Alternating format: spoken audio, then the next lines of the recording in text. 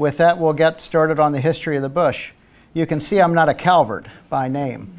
So that might surprise you that I'm the Gunpowder Riverkeeper talking about the bush, but our territory as riverkeepers go is roughly from Route 30 over in Carroll County up into southern York and Adams County, PA, where we see some of these waterways start as spring seep complexes. And my familiarity with the bush started in about 2012 as we were looking at interstate natural gas pipeline that was impacting 70 streams within Harford County and Baltimore County. So I became intimately familiar with an unnamed tributary of Winter's Run. And if you track that all the way down, where does it empty? Well, right here.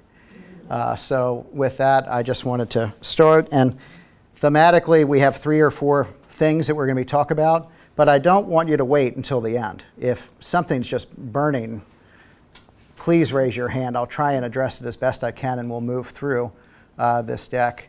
And my 8-year-old graduated 2nd grade this day. So I can no longer say it's a school night. So if you have substantive questions, what I'd ask is I'll be here for a while and we can talk it all out, if needed.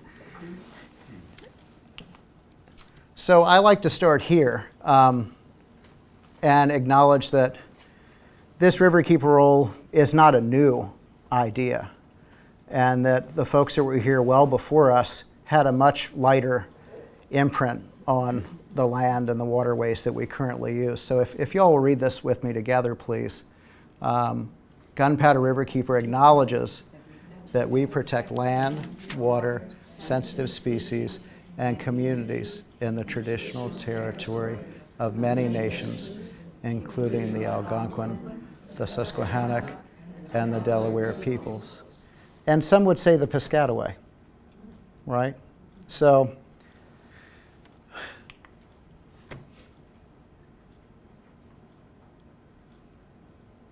the water and land we use and have used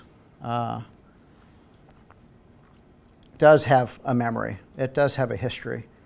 But oftentimes we forget about our impact, on these areas. I'm always learning from the grandparents in the room. I'll ask, do you remember dip netting herring? Do you remember catching crabs in the grass, swimming safely? And now can your grandchildren do that? And sometimes the answer is, I'm not sure, right? Or as I was talking to Carol about eels, as a kid, if you find an eel, well, that's something, right? You'll remember that a long time. But as we're talking about the hundreds and how, yes, sir? I have to go back a step. I'm unfamiliar with what a riverkeeper is. Oh, sure. Is well, it state, local, well, federal, great question. So private? that's a great question. So what is a riverkeeper? And what does that title or designation mean? And I think the other question likely is, where does the funding come from, right? And so we have a small nonprofit of about 455 supporters, and they come from 17 different states. Now that's striking, if you're thinking in terms of other smaller nonprofits within Maryland, because certainly there are no shortage of causes in Maryland, and good ones at that. So we tend to be very provincial in our work and in our funding and also in our supporters. But to have supporters from 17 states really connotates that these waterways are nationally significant and that folks are utilizing them recreationally or aesthetically. Maybe they're out taking pictures, or maybe they have a property interest, particularly if they live in Harford County. So the Riverkeeper movement started in the 50s as Korean War vets were coming back to the Hudson River, where their families had grown up commercially fishing for what we'd call rockfish. They call stripers or striped bass or bass. And what they found is there was enough industrial pollution in the late 50s that they could no longer sell those fish in the Fulton Fish Market in New York. And the fish were smelling of diesel. And the river was changing colors every time the car companies would change the colors of the cars. This is before the Clean Water Act, but bear with me because the Riverkeeper model is based on this idea of fishermen, of community members. At the time, they were all citizens, but now what we talk about really is just community work.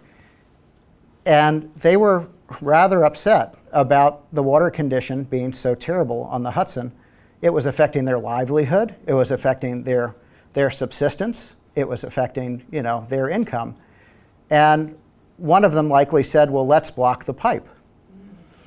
And I think what happened is the other said, let's go to the library.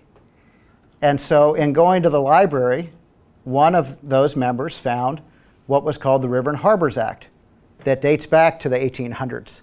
And the River and Harbors Act is where the Corps of Engineers received its dredge and fill permissions federally. So it allowed the Corps to dredge for navigation, for commerce. But within that River and Harbors Act, there was a citizen suit provision that allowed for a downstream citizen to sue an upstream citizen and bring that matter before a judge and to ask, is this fair? So river keeping's not normal environmentalism by any stretch. At its roots, it's very conservative. And I think it's very much about fairness. And it's not on a track of, say, not in my backyard, as you might hear from the development community, or it's not on a track that relates to, say, tree hugging or looking at an owl, let's say, in the Pacific Northwest as an indicator species. It's really about fairness. And it's about this idea of shared water, that anything that we do to the water of the land can affect someone downstream. So thank you for the question. I hope I've answered that in a way that's helpful. Okay. And the other strength, given this River and Harbors Act, is that not only was there a citizen suit provision that the court would decide what was fair, but there was also a bounty provision within that act that allowed that if it was egregious, that it was a terrible violation of someone's right downstream, that they could actually, there was a multiplier effect, so that they actually really could get some compensation to right that wrong. Right now, there are 300 waterkeepers worldwide. I'm lucky to be one of them. There are 17 in the Chesapeake Bay region.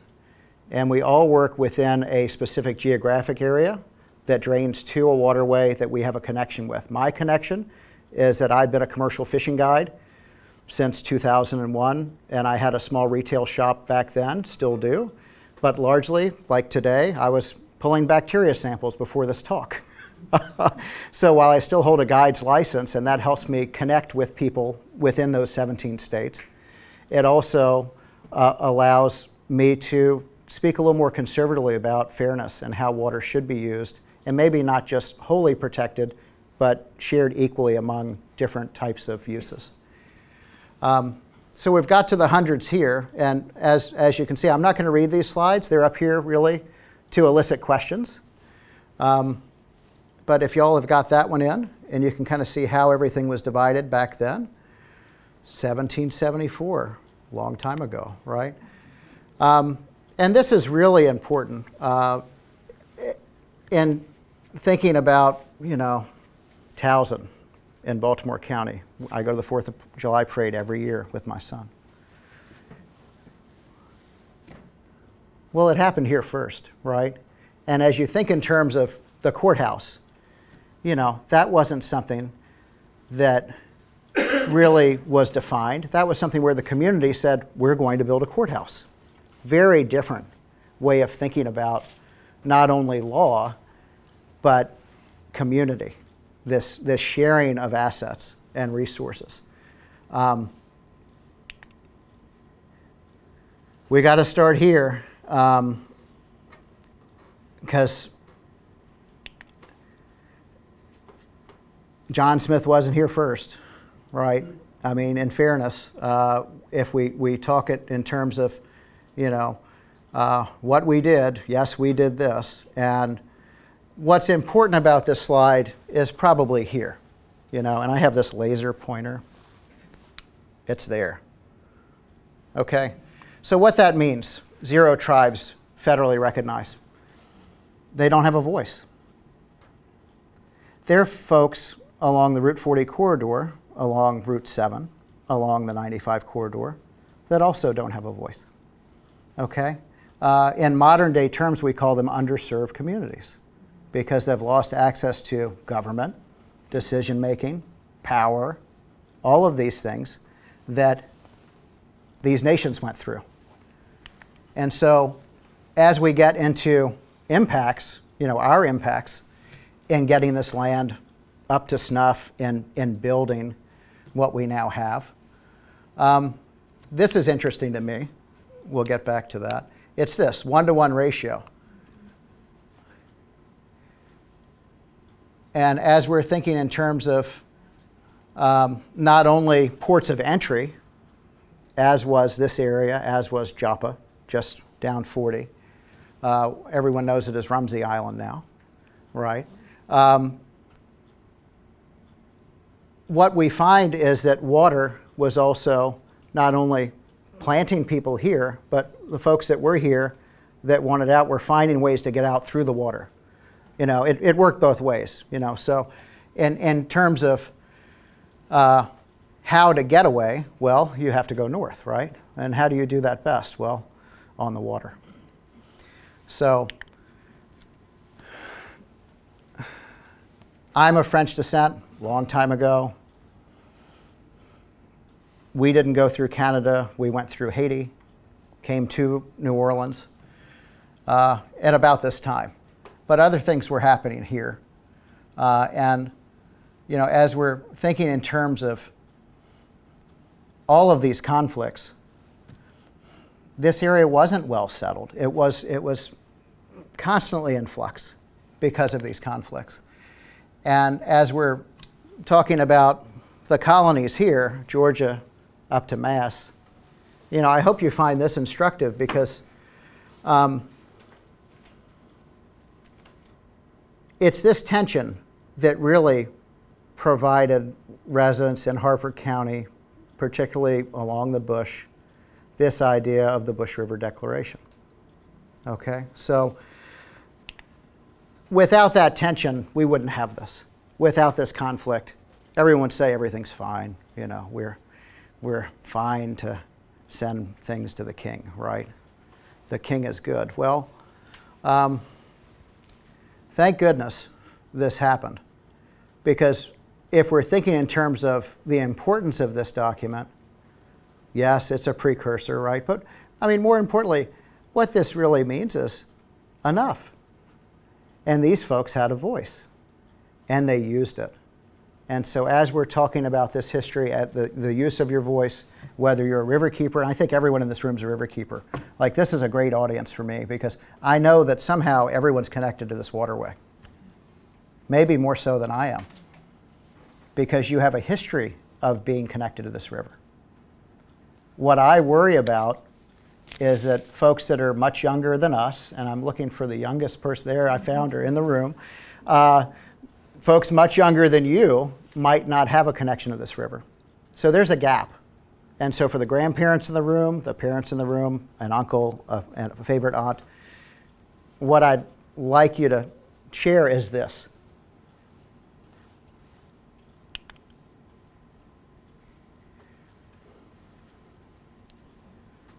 So we didn't secede, right? And we have this Emancipation Proclamation, right? And I guess my take on it is pretty good, but not well executed. Okay, took a while. Okay, we got Juneteenth coming. It took a while. So if we're thinking in terms of those impacts, we're really at civil rights. And we're still there, folks. We are still here. And so if you're thinking in terms of power, and in the Riverkeeper model, we'd call this advocacy. I talked a little bit about litigation in the beginning of the talk. We do that last. We litigate last. We start with education. We then do outreach. That's what tonight is.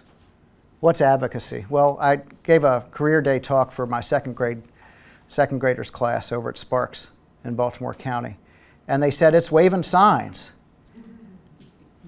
Now, Tracy Wade isn't in this room from Save Abingdon Woods, but all of you know her, or you've seen her. And you've seen her in front of Main Street in Bel Air doing direct action. That's advocacy. So that's really what the civil rights movement taught us, I think, is that enough, right? And we're still there. Redlining, see that red line?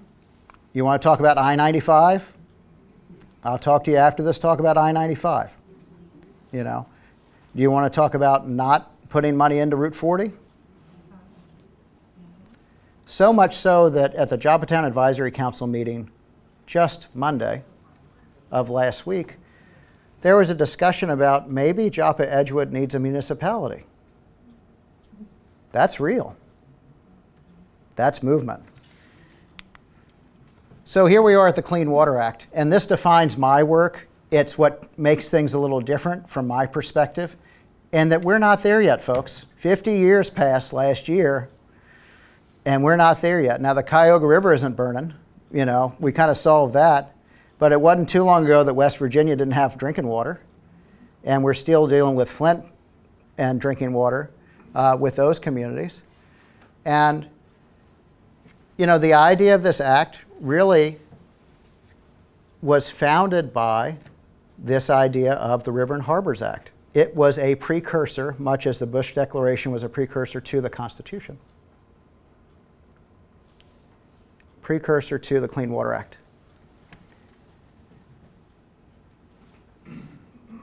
The United Nations says that clean drinking water is a human right. So does the Clean Water Act. And I've got a little pause here because I might have elicited something. I want to address it as best I can. If not, we can keep rolling. I've got 35 of these. We're a third of the way through. Yes, ma'am. I'm really curious about that one statement regarding the reason behind the Bush Declaration Act being that they wanted to protect that 500 acres, was it? Mm-hmm. For environmental reasons. I'm a little suspect because I just wonder if that was really it, or was it more that, oh, these are our ducks and these are our fish, and it's more of that sort of a thing. Like, okay. How much did they really understand about protecting tidal waters at that time? Well, they didn't have a grocery store. I don't think they had an option. So maybe it wasn't environmentalism is the way we think of it now, because a lot of folks characterize environmentalism like putting a bubble over something, you know, not utilizing it. But this shared use, this idea that that was their grocery store, you know, that was where they were, is a little different, because when white settlers came in, guess what? We didn't move with the animals. We stayed. Everyone before us moved. You know, you have oyster middens down in Joppa. You've got them along the bush. But as summer and fall ended, well, you don't go oystering in the wintertime, right? You shoot deer. And where are they? They're in the uplands. So I think the idea that they were there was really important, but it's also important that they weren't really moving at that point. So I hope that answers your question. I'm answering around it, but I wasn't. It was just a sort of a different gut feeling that drove them, I guess, really. Right. Survival, but on a different level than what we're trying to survive now. Much different. Yeah. But Yeah. I get it. Okay. Yeah, sure. And it's a great question. And this is the math. What strikes me here, Carol, it's this: 2,300 historic properties. Yay. Right? But there's so many more. There's so many more. Those are recognized. Now, federally, what that means is they're not protected. Yeah. If they're on a landmarks list, they're protected. Enough, maybe. But if it says National Historic of Federal Register, right? What that means is, well, that's a great plaque, but that doesn't afford or connotate any protection necessarily. It's more an acknowledgement of the age of the building rather than maybe its historic importance. The landmarks list codifies that, right? So it's a little different. But what strikes me again too is like the shoreline. So 106 miles. Anybody go to the beach today in Harford County? Okay, where's the beach in Harford County? Anybody? Yes, sir. Flying Point Park. Okay, that is one. Right, that's the best one. But if we're thinking in terms of just where the beaches went, where did they go? They went to Proving Ground. Carol said it. Edgewood, okay? Aberdeen. So, and there's a gap here that I'd like to bring up. And when we're talking about the critical area, it's 1,000 feet from the bay. It's not meters, it's not inches, it's 1,000 feet.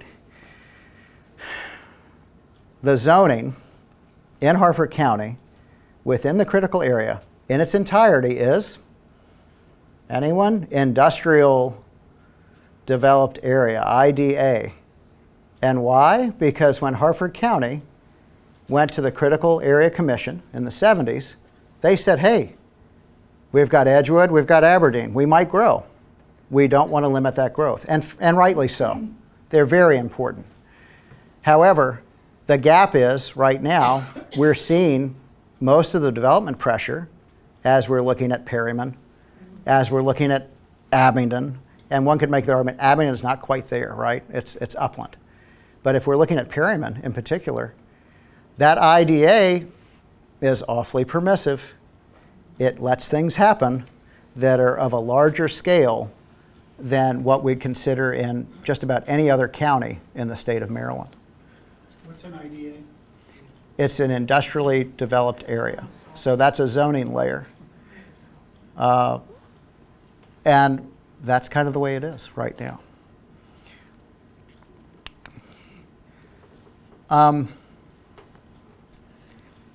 I spoke to a gentleman as he was coming in the room, and he was unaware that we do some bacteria monitoring. And sometimes I forget that we do it because we do it in such a short time frame. We do it just Memorial Day to Labor Day. It's really just the summer swimming season.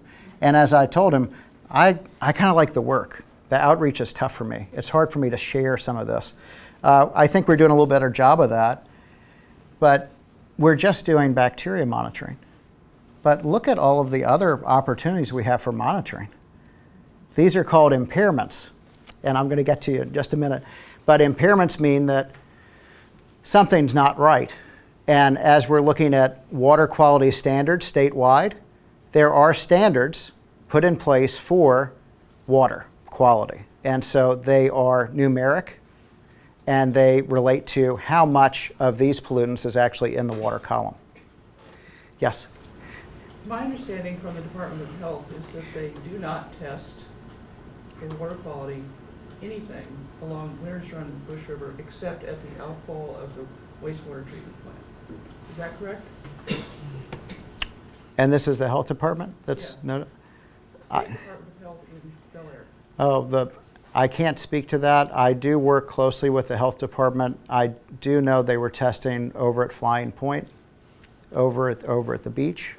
They have a little QR code, and it looks like a yard sign that goes to their bacteria testing.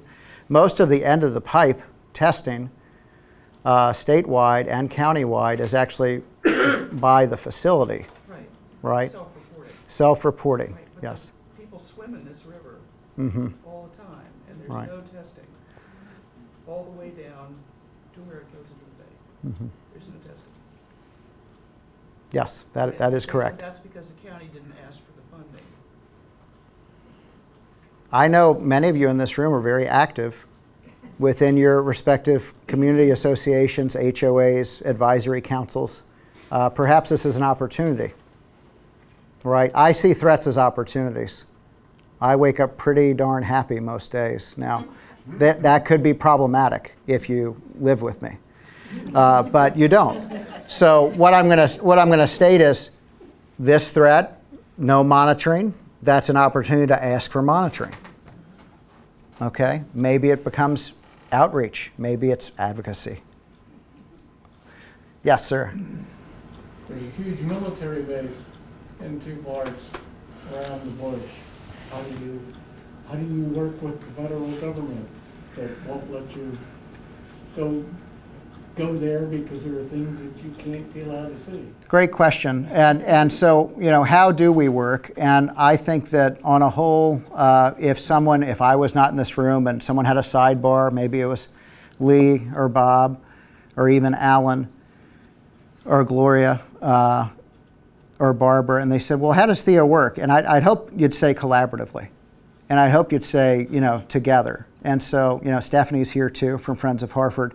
And I just want to acknowledge everyone has an opportunity to work collaboratively. This is never a hammer. As it relates to the military industrial complex, what we do, because we do not have unfettered access, and really we don't ask for access, is we look at self-reporting data. So EPA has a wonderful website that's free for anyone to use. It's a little wonky. If you need help, I can sit down with you and we can go through it. But if you'd like to look at any of the discharges, whether it be a municipal discharge at Joppatown Wastewater Treatment Plant or something over at Edgewood Arsenal or even Abingdon, if they have a pipe, it's permitted. And if it's permitted, they have to report their discharges. And some would say self-reporting. I don't believe that's the best approach. But federally, they're required to do that. And if they don't do it right, or if the numbers don't add up, there's significant civil and criminal penalties related to that kind of activity.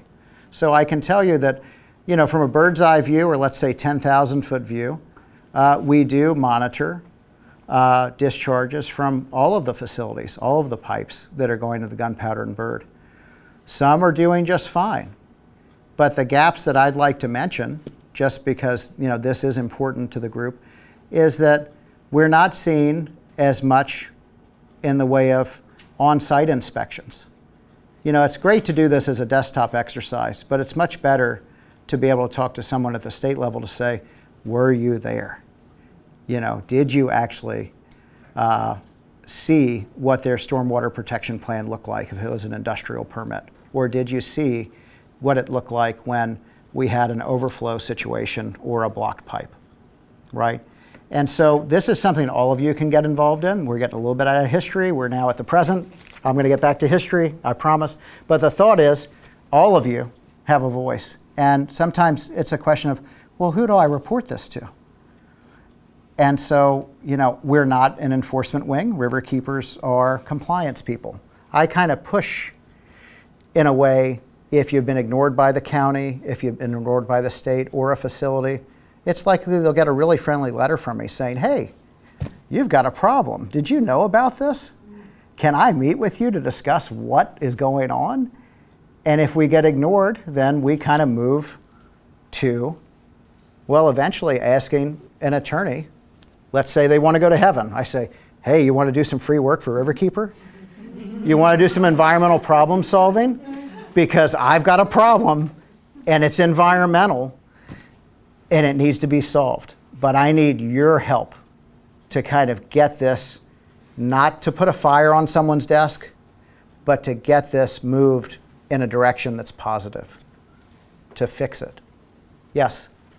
Well, you talk about the Bush River watershed, and I'm sure this watershed has many streams that flow into other streams and such that aren't navigable. Well, now we've had this recent conflict about the monitoring and of non-navigable rivers and what the requirements should be for those that don't go into a navigable stream, been taken away. But I think the current administration put that back in. How important is that? Well, I think that the latest decision coming out of the Supreme Court is going to limit how much we can advocate for waterways that are not directly connected. So, there's this nexus principle that they are connected. You folks know groundwater is connected to surface water, right? Okay, some people don't know that. Who doesn't know that? Okay, you've said it, I haven't, but we still have lots to save under the current rule. I do think this will be, again, back and forth for quite some time. I think what's important is to essentially make that connection with groundwater, with these seeps and springs, as I mentioned earlier, that start all the way up in York and Adams County, in Harford County, next to 152. And I mean, can you imagine they go all the way to the bay? And then the bay goes all the way to the ocean? Yeah. Yeah. So, yeah, it's connected, right? Exactly. Yeah.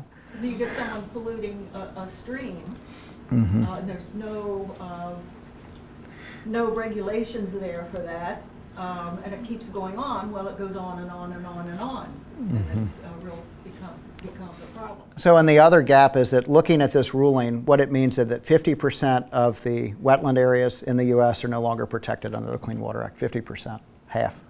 Not as dire here because we have a lot of blue lines on the map.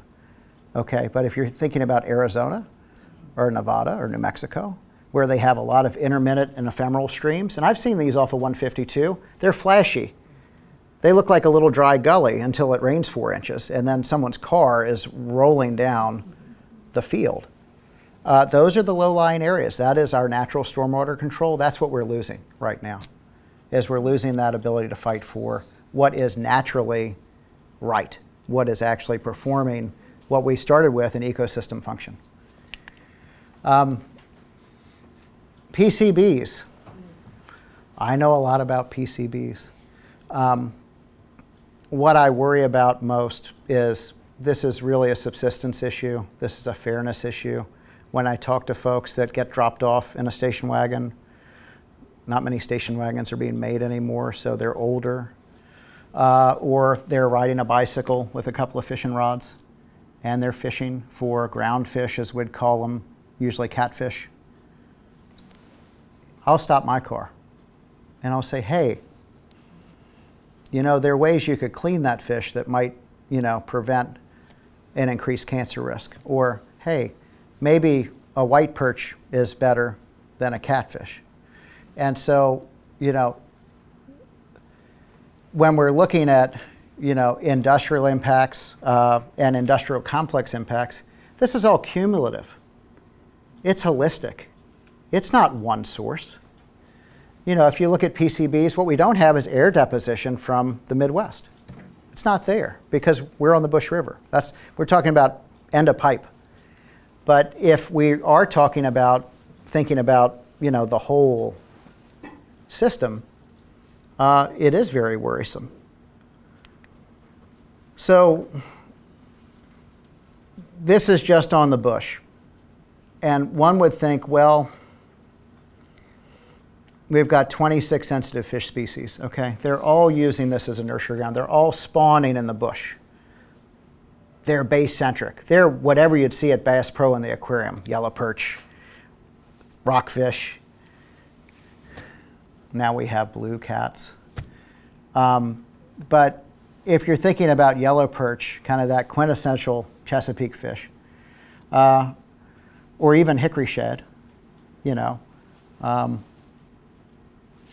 a lot of these regs were put in place to protect that nursery ground. So that as my dad fished for redfish in Louisiana when he was my age, they didn't count fish by the fish, they counted by the ice chest. How many ice chests are you bringing home, Maurice? Not how many fish. So this also gets into access. If you're thinking about staking something at Aberdeen, well, don't do it, okay? Don't do it. Because when you're thinking in terms of these kinds of things, they really can take all of the fish. Fishing effort is what I usually gauge by recreational standards, not by subsistence standards. So all of these rules specific to the bush are important because they do a good part in protecting this nursery ground. And then, these are some numbers for Kathy. Because, Otter Point Creek Alliance, they know these numbers. They live and breathe these numbers. And so, this is the one that strikes me. Plants. Because people aren't that connected to plants. But plants need our help just as much as the animals do. They're just not very fuzzy. You know, they're not that warm. And when, you know, we have other factors happening within, like this rare, threatened, endangered, it's a slippery slope. When it becomes endangered, and the Chesapeake log perch is going to be on the list, I'm sure, this year, sometimes it's too late. But rare, threatened, I mean, that's something you all can get involved in. You can look at the list. You can go out into your backyard. You can go into the county parks, into the green spaces that you can explore. And if you get on iNaturalist and you don't want to bring a field book with you, your smartphone will do it for you. And you can really kind of sink your teeth in what's here. Merlin's something I use a lot from Cornell. Some, you know, nodding in the room. Merlin's great. My 8-year-old turned it on for 20 minutes in the yard the other day. 37 species of birds. Just incredible. But this is on the bush, you know? I don't want this to be history. This is something to fight for. And so, and this is why we have rare, threatened, and endangered species. It's us. It's anthropogenic. It is human caused. Look at the population growth, you know. Look at where we're headed. 50% increase since 1980. Now I have to tell you something anecdotally. When I'm in the fishing shop, people come in and they're new to Edgewood or they're new to Aberdeen. They're buying their fishing license for the first time. They find us on the map somehow. And they say, Harford County's pretty busy. Yeah. And then if I talk to someone that moved here 5 years ago, they say, boy, it's changing. Now, some of you have been here your whole lives. Maybe 4 generations, maybe 5. I mean, anybody here 6 generations? Okay, but 4 or 5? I'm seeing some heads, yeah. So,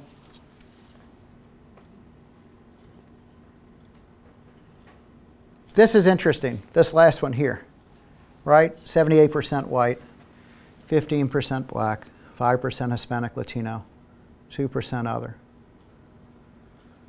I think that's changing too. But we don't have a kind of a projection there.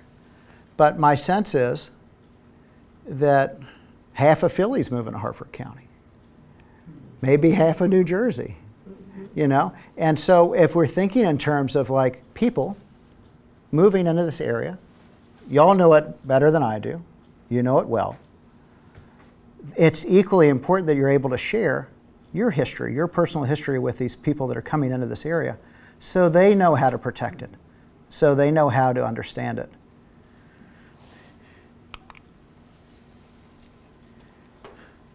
So environmental justice, and you know, we're in the middle with civil rights, and this slide is just relating to population on the left, and on the right we're looking at census data. And you know, if we look really closely, and we're talking about redlining, that's not a mystery. The lanes that you see happening now, they're not going to be paid for in the next 20 years, maybe 30 years. The ETLs, 30 years. But they're right there.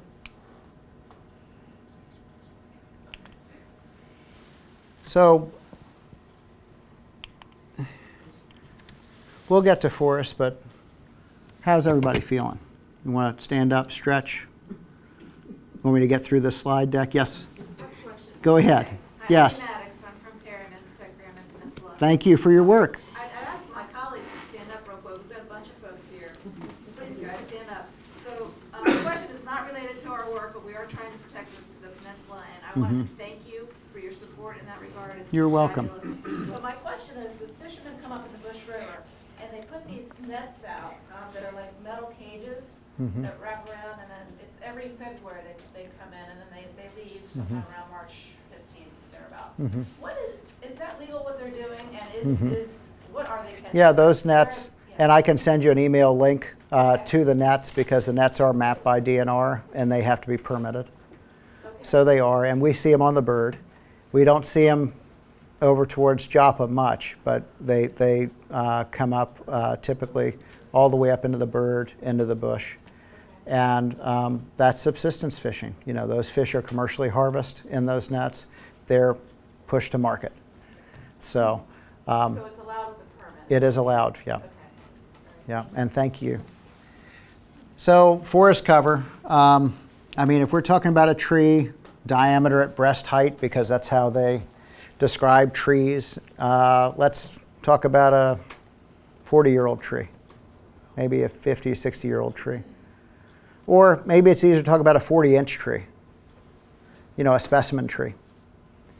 And for every inch of rainfall, a specimen tree is going to capture about 40 gallons of stormwater through its canopy, through its trunk, through its roots.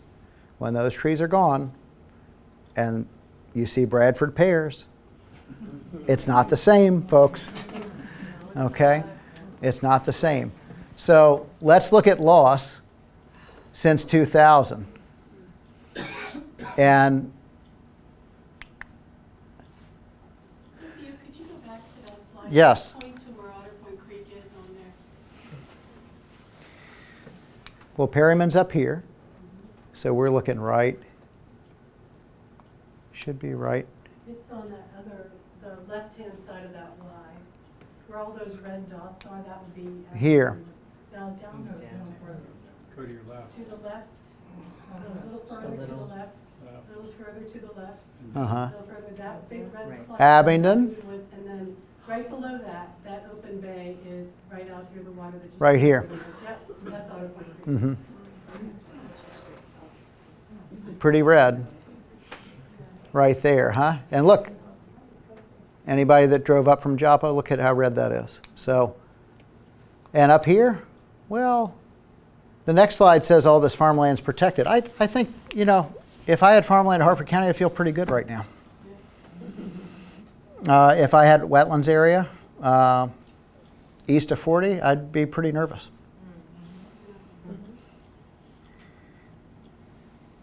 So farmland too, it's this natural filter, you know, aspect. And I think that certainly farmers don't want to see soil leave the margin of their field, right? They don't want that soil anywhere but on their property.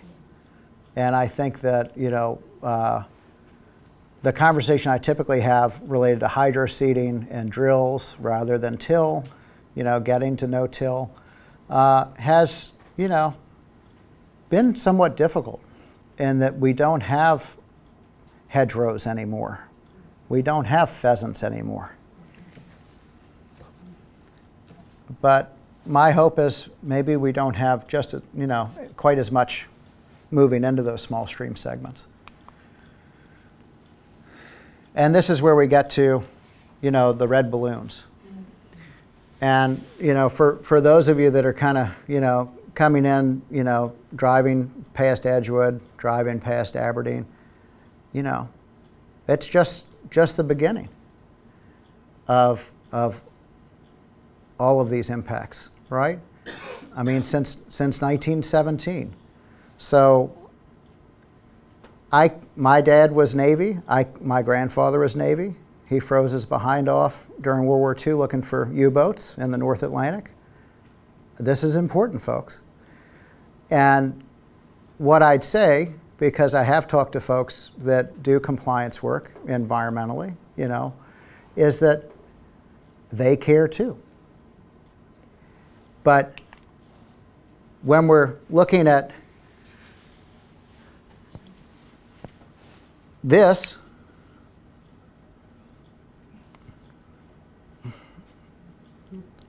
we're limited in what we can advocate for here. So maximum extent possible. Anyone hear that? MEP? MEP is a tough one for me because there's a lot of deference afforded to the maximum extent practical.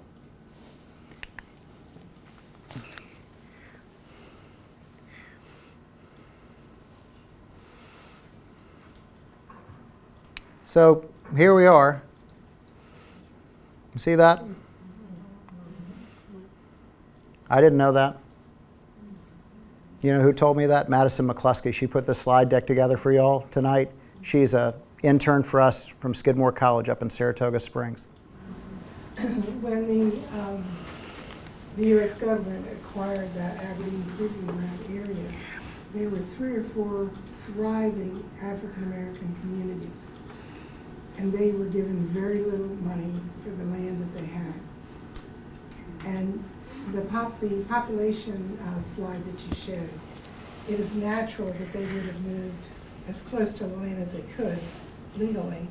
So that's why along the 40 corridor, there's a lot of settlement there. But the other issue was, at that point, African American citizens in Harford County could only acquire 10 acres of land. And so families would get 10 acres for the mother, the father, and the children over age 21. So there were a lot of things that were done to acquire that property. It was very unfair. Thank you.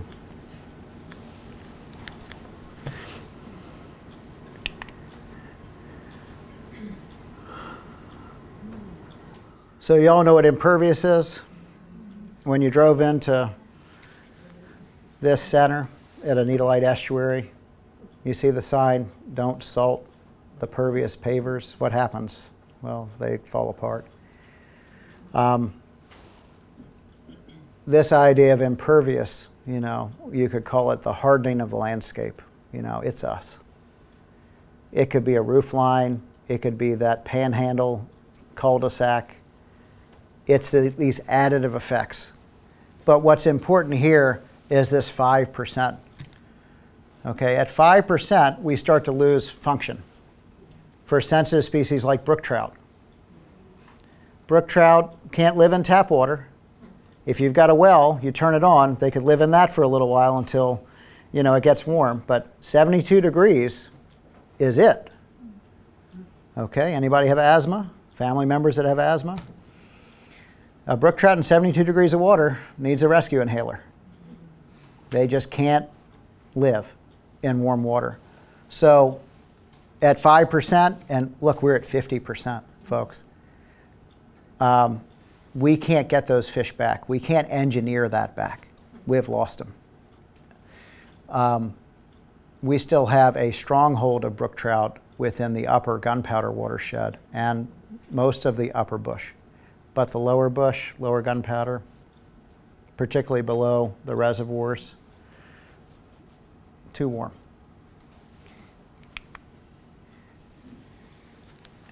This is wonky, but I like wonky.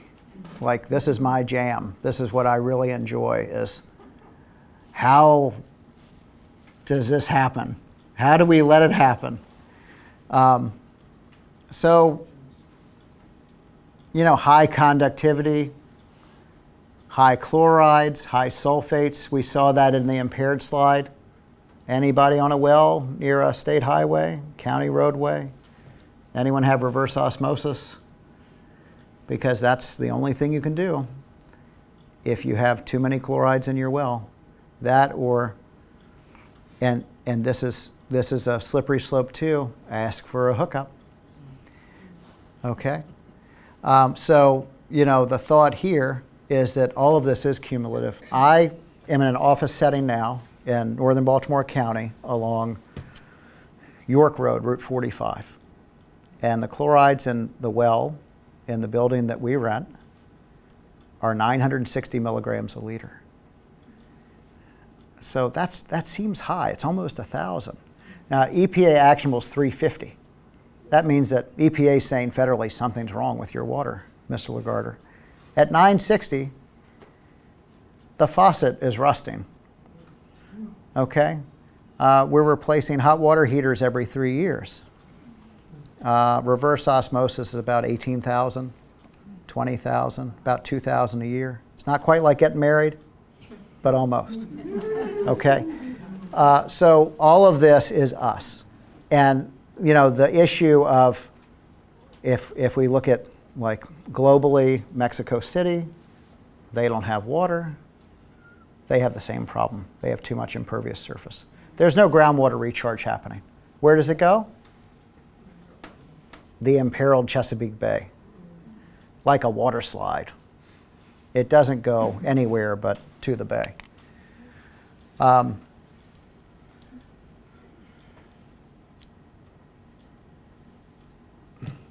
Don't have to say much about this. I'm not going to read it. Vulnerable. I'd say at the brink. I'd say we're there. We really are there. This is kind of the, anyone read Tootle the Train Engine as a kid? You remember the red flag waving? That meant stop. That's where we are now.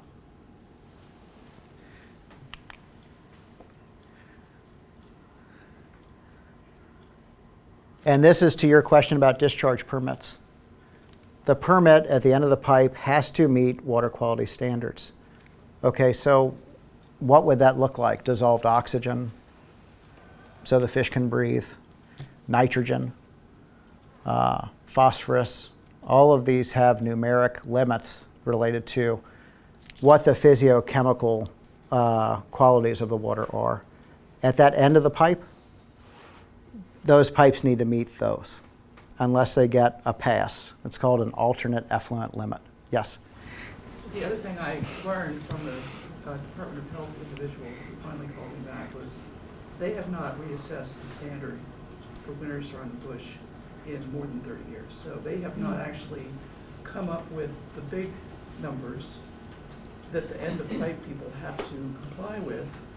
In all of that time, there's been an enormous amount of increase in the impervious surfaces. That's not taken into account right now. Mm-hmm. 30 years. 30 years. Mm-hmm. Yes? There's lots of kinds of pipes. Are these, when you talk about pipes, are these storm drainage runoff? Are they companies that make products or things? Are they drainage pipes that collect from thousands of acres of land? Yeah, great question. You know, how many pipes are there, and what type of pipes are there? And so we have industrial pipes that would be related to industry, that would be discharging into waterways. I mean, the Romans taught us that water moves downhill. Put it in the water, it'll move down. It'll move away from you. So the other, I guess, important aspect, and this is end of the pipe. So if we're looking at point source, this is the National Pollution Elimination Discharge Pipe, all right, the NIPDES pipe. So we see these at wastewater treatment plants, both minor and major, based on volume. We see these at industrial facilities that are using water for process. The best example I could give you would be CP Crane, which we no longer have as a navigational aid. It's no longer a peak power plant. It's no longer burning 750,000 tons of coal a year. And why? Because the state was having them self-report on 2 of 23 outfalls at that facility, just past Benji's Drive-In down Carroll Island Road. And as we were talking about, you know, this idea of pipes, that one kind of came up as a red flag. And I said, well, you want to characterize more of those? And so we're thinking about water volume just with that facility, which was providing public benefit, right? Everybody needs electricity, especially midsummer into July and August. The process water for that facility to keep the stacks cool was about 215 million gallons a day, coming from saltpeter through the plant to cool the stacks, to keep that slow burn of the coal, and then discharging where? Seneca, right? So we're going from the Gunpowder to Middle River. Now we're a little south of the bush now, but that's one example on just how, just a site could have 22 or 23 pipes. The other pipes that y'all drive over every day are these box culverts, right? So you drive over a box culvert, well, that's probably an unnamed tributary. Is there a pipe there? Probably keeping the bridge dry. Okay? That's what we call quiet pipes. They don't make a lot of noise. But that's all I've got for y'all. I'm here for the duration. As I said, I have a free ticket, hall pass, whatever you want to call it. I'd love to hear some more from y'all as a group, because I think we're all learning from each other, in this setting. But if it's a longer question, I'll be hanging for a bit. Yes? Earlier, you had said something on the line that we have good downpour of rain. And what size tree was taking 40 gallons of that water? A 40-inch tree. A 40-inch Yeah. tree? Yeah. So a tree like 80 inches could be taking like 80, 90 gallons? Probably more. It's probably, on a log scale, it's probably a lot more. Because I just think, all this cutting down of woods and, no wonder we have so many problems with all the pavement and then there's no trees. Yeah. It's amazing. I just never thought 40 gallons for a 40-inch tree. 40 gallons, yeah, and that's a 1-inch rainfall event, right? So, and we can't engineer that.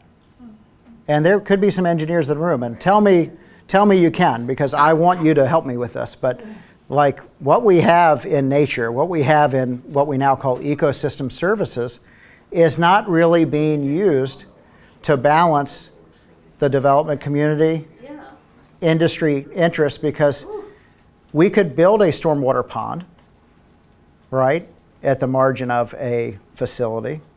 But keep in mind, that's warming up, right, before it overflows. Or, gosh, it becomes wood duck habitat because it hasn't been, cleaned out in 15 years. So it's not functioning as the engineer envisioned it. But nature, it solved a lot of these problems for us. I think we've forgotten it. I think we need to get back to that. And so as we're talking about maybe green infrastructure or the master plan, this is where you can put some of your thoughts into, these, what we call now adaptive planning processes that go beyond just a 1, 2, 3, And on your pipe question, I want to give everyone just one more quick example, because we're in current litigation right now with what's called a industrial stormwater permit. And I have to tell you that the new permit was not really protective enough, in my mind, in my opinion, to not be challenged. And the rationale behind that is that out of the 116 industrial facilities within the Gunpowder and Bush, only 25% of them were actually within compliance with their conditions. And so I think, the history of the bush is related to action. It's related to voice. And I'd entreat you all to get together and talk about how all of our collective voices can be a little stronger. I think that, coming from maybe a fishing background, not necessarily an environmentalist first. I have a very practical aspect of, of my use. My sense is oftentimes we work in silos, and maybe we're part of an HOA, but we're not sharing the needs with folks that are just down the road.